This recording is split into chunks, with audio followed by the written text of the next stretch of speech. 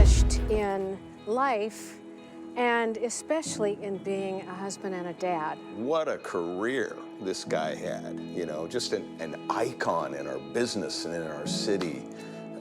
He could do it all. He could really put a weathercast together that still to this day no one can match. He just said, "You will be able to do whatever you put your mind to.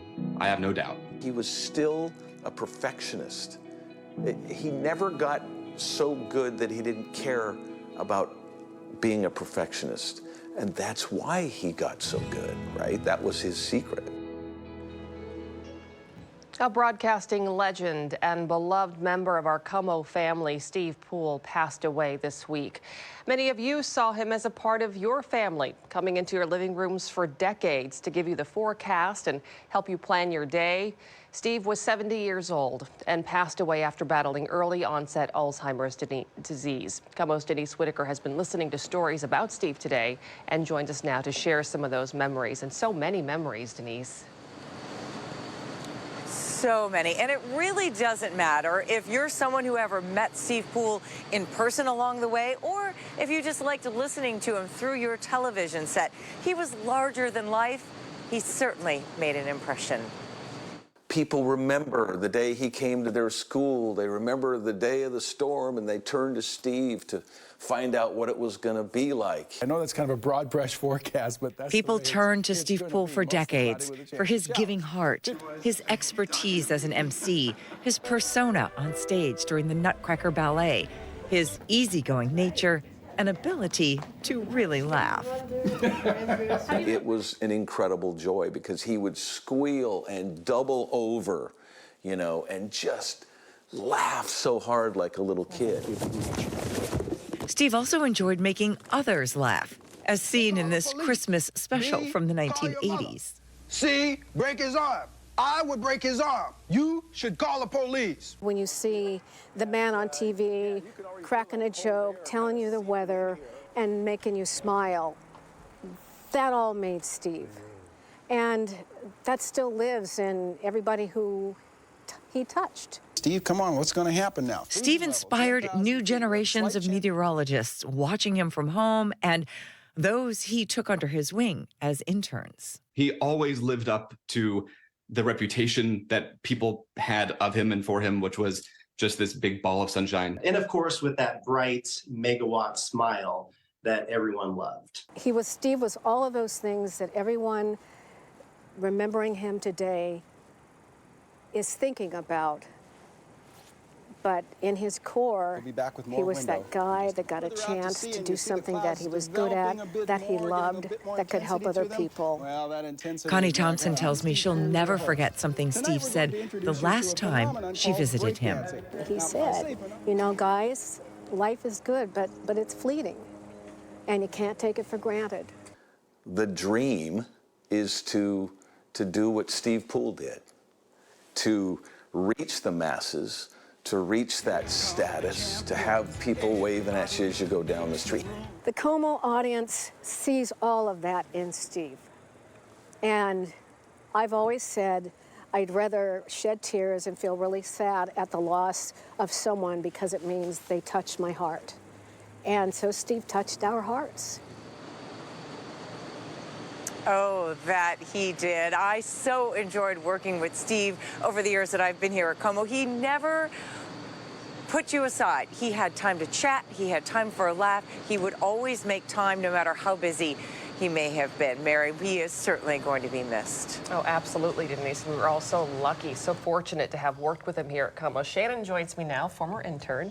We all go back, you guys go back, way back. And I know you have so many wonderful memories of Steve. Yeah, absolutely. Way back from the 90s, we were weather producers here and working with him. And as Denise just noted, he always made you feel like the most important person in the room. He just made you feel special. Did take the time to get to know everybody that he touched. We had so much fun working with him. Some of the most memorable moments. I know a lot of our viewers may recall during the 4 o'clock show when we first launched that show. It wasn't here in the studio. It was downstairs in the newsroom. And anytime we had a guest, anytime we had a guest with food, Steve would leave the weather center and then kind of sneak into the newsroom. Now, in the beginning, he was a bit shy, a bit modest, so he'd kind of sneak in behind us because that was never the plan to have him in the newsroom. And the producers would get so annoyed. They would say, come on, you guys are taking up too much time. But you know what?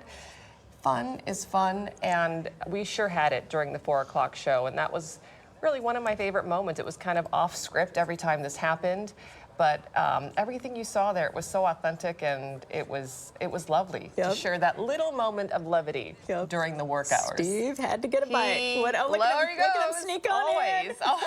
And it was a hike. It was a, you know where the weather center is, clear across the other side of the building. Food to make it down there. He wanted that food.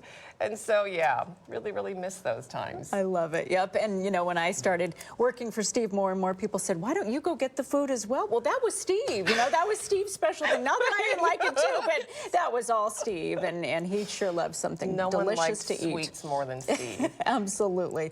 And, you know, over the years, we worked together so many times. Again, starting in the 90s for myself and throughout the years.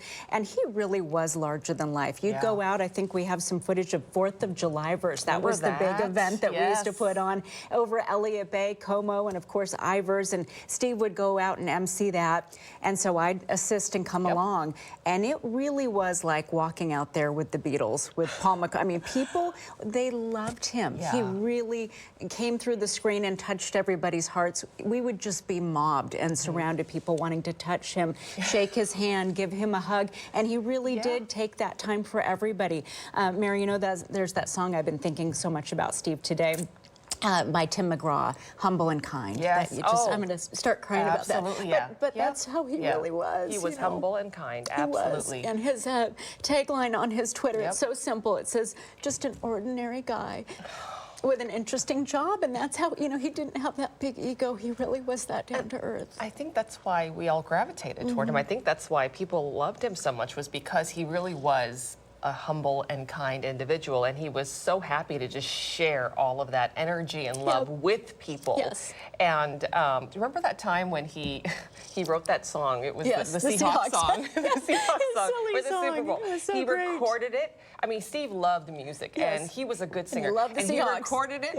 And remember, the Weather Center is right next to the sports area, and everyone in sports, if you guys shared a wall, you would hear him play the song.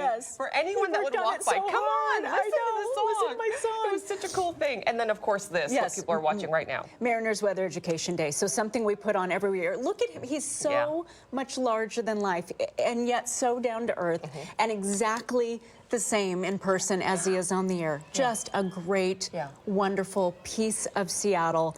And these were some of our last Mariners. Look at how much fun he always has. He's just, you know, so goofy, so smiley. Charismatic. Yes, absolutely. And just also so dapper, always dressed to the nines. Super classy. And just a class act. Every time, every time. He really was that, in every sense of that word. Boy, we can go on, and we will. We have so many memories that we want to share with people, and we've got generations, and I'm not exaggerating, generations of people that grew up watching Steve. First their parents, and then their kids. Steve touched so many lives, and many of you are sharing your own stories. Take a look at your screen. These are just some of the comments that we read on social media today. Viewers recalled Steve's sunny smile, really his signature smile, right? And laugh. Yes, and laugh, and how his fun persona shined through his forecast. Debbie Wilson-Williamson posted, so sorry to hear this. Loved his smile and personality so much.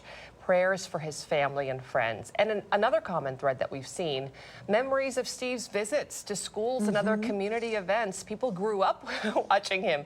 Taylor Anderson said, I still remember the time he came and spoke to us at Morelands Elementary, one of those good spirits that you could sense just by being near him. God bless him and his family. Seattle Mayor Bruce Harrell posted on X tonight, a Seattle news legend and pioneer. Steve Poole was kind and authentic. He epitomized professionalism. I join in mourning his passing and send my heartfelt condolences to his family. Steve's legacy will live on through the people and the causes he supported. And Tyler Graff said simply, He was my favorite weather guy. We want to keep hearing from you. There are so many stories out there. You can comment on the KOMO News Facebook page or post on X using the hashtag Remembering Steve. And I know that all of us here at KOMO will read the messages and loving thoughts, and also remember that Steve's family will also be reading them as well.